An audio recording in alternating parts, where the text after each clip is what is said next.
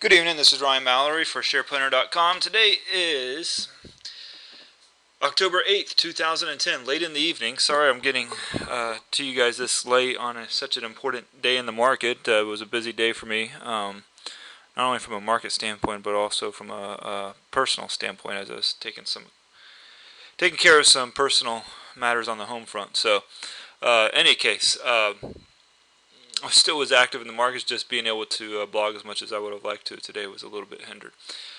But with that said, let's go ahead and plunge into the charts. S&P 500 today, let me just say this, the overall market, phenomenal. When the initial GDP report came out from a bullish perspective, obviously I was hoping that they would blow away numbers. Hindsight 2020, if they would have had a good number, let's say employment dropped further than expected, there was a huge increase in the employment numbers, more than expectations, and would that necessarily meant that we would have rallied today? Looking back on it, I'm not so sure, because we were so it shows that the market, based on how it reacted to the poor jobs number today, was very much dead set on whether or not the Fed would do QE2. So the report was basically the opposite of what everybody was expecting. If it was a good report, we probably would have plunged, because that would have been less likely that the Fed would have gone through with QE2. Now that it was a bad report, it sparked optimism that the Fed would be engaging in QE2. So in any case, we did have a pretty heavy plunge right off the bat. I think we dropped about 5 or 6 points within milliseconds, and quickly spent the rest of the morning churning out price. And then towards the later part of the morning, lunchtime, the market finally started to catch a bid and move upwards. And on the day, it finished up 7 points. Not bad. And more importantly is that it closed at some new highs here on the trend, or on the rally. And if you look at it here, you can see we clearly closed above yesterday's highs. Not so much that we just exceeded yesterday's highs, but we actually closed above them. That was what you're really looking for, to see a continuation in this trend, and we got that. So that's a huge plus.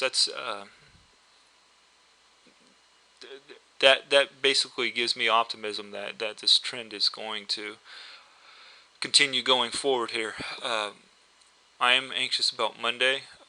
I would love to see a little bit more follow through, especially since today wasn't like a 15-20 point up day. It was a pretty moderate 7-point day on the market. So there's no reason why we couldn't see another 7, 8 to 10 points on Monday, on maybe some merger news, or maybe some earnings news. I'm not sure if there's anybody reporting on Monday or not. I have to check that, but I think there's a good possibility that the market could move higher on Monday. Monday has a pretty good history of being bullish. Now, the last 2 Mondays haven't been, but overall it typically is. So I'm really eager to see how the futures open up on Sunday night, and how it plays through into the open on Monday. So if you guys don't know already, futures do open up on Sunday at 6 p.m., so you can always get an early glimpse of the week ahead. Let's look at a few other charts here. I did close out FRG at the close today. You know, I bought this as more of a speculative stock. I had a very small stake in it, probably like 2.5% or so. But you know, looking at the chart, it just really didn't do much for me. I got in probably around this area here, but it just never really found its footing and moved up. So I did close out of that position, especially today when we have a market that's up and this stock finishes flat.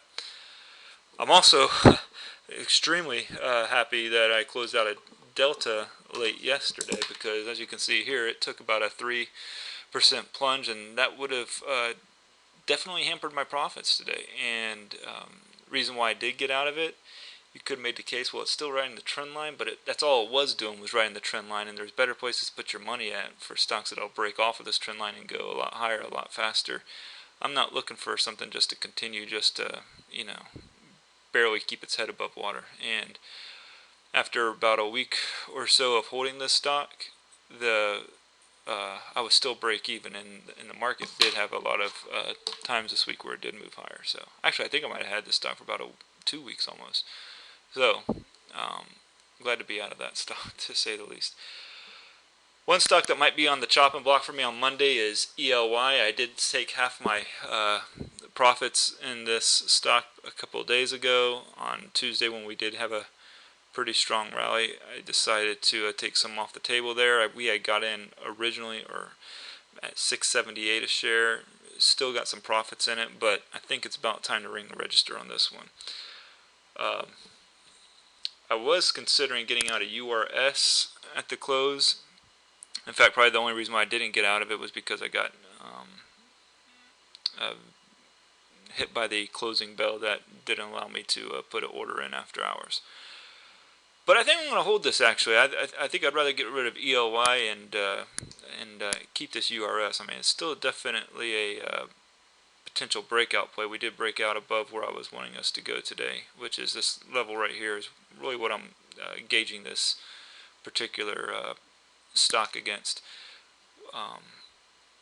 But I think Monday is probably going to be its last hurrah if it doesn't break higher.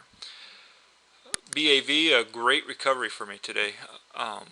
Thrilled to see that. We got basically what looks like two towers here in between a bearish candle, but regained this resistance, or the resistance level. It traded right through it today and closed at a good high.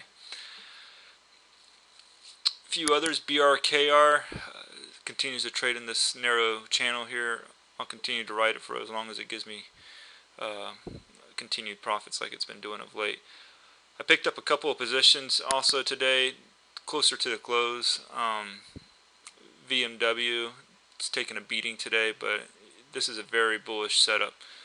There's a fancy term for it, and I can't remember it right now. Maybe it's too late for me to be able to remember it off the cuff, but this is a very promising candle pattern, very bullish, and I bought probably like about 79.21 today, so definitely a high risk stock, but I think there is a good potential that this thing rallies higher, even probably gaps up on Monday, assuming that market conditions cooperate as well. FFIV, this stock also, you got a nice hammer candle here. Looking for a similar reaction in it on Monday that we got on VMW here today. So I'd love to see one of these candles here in FIV on Monday. Penske, this was a pickup yesterday. Basically turning sideways still, but you got this confirmed double bottom pattern, and it's pretty much holding right there at the support level. TIE had a nice